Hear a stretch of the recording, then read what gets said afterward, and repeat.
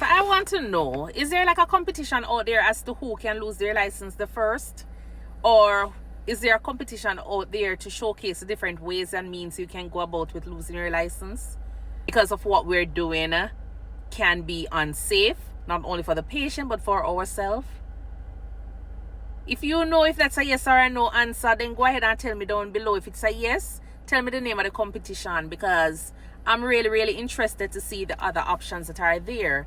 Because we've recently learned about live streaming, and then, live streaming on the job at work as a nurse when you're doing medication pass. You understand? We hear about the violation online regarding HIPAA. We hear about the medication error online with our patients. And then recently I'm hearing about a nurse who is going to be working 26 days, consecutive days of 12-hour shifts.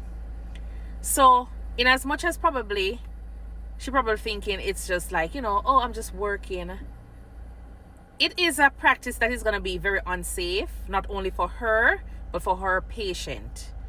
And if she's not thinking about the patient, in that manner, where the fact that she might be so tired after the first 3 days, the first 4 days of working at the bedside, doing all of those pushing and pulling, doing all of those medications, staying up at night to, make sure the patients are safe.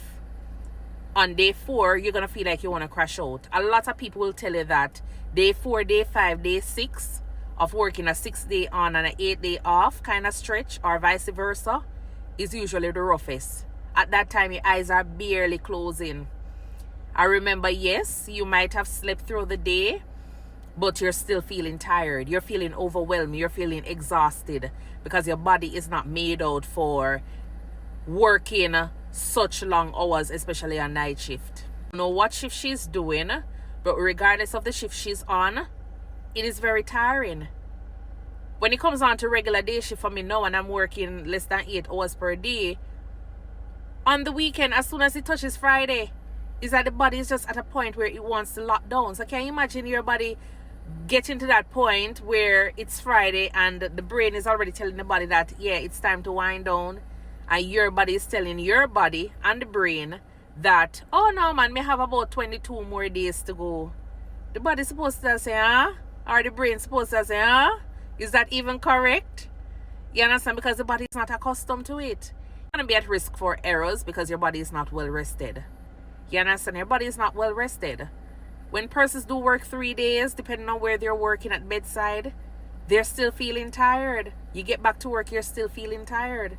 So just like when you go on a vacation for 2 weeks, even if you stay at the hotel and sleep it off, you wake up tired the next day when you're supposed to come back to work. And we're not talking about exhaustion from, jet lag and all those things. It's like your body is just tired because you're waking up and working these 12-hour shifts.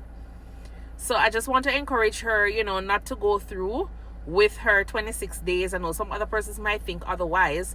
So for the patient's sake, if you're not thinking about your license and yourself, then at least for the patients, do not do the 26 days in a row because it is unsafe for you. It is putting your license at risk. Going through with this option, you are going to be very prone to making mistakes. Yes, it happened to the best of us.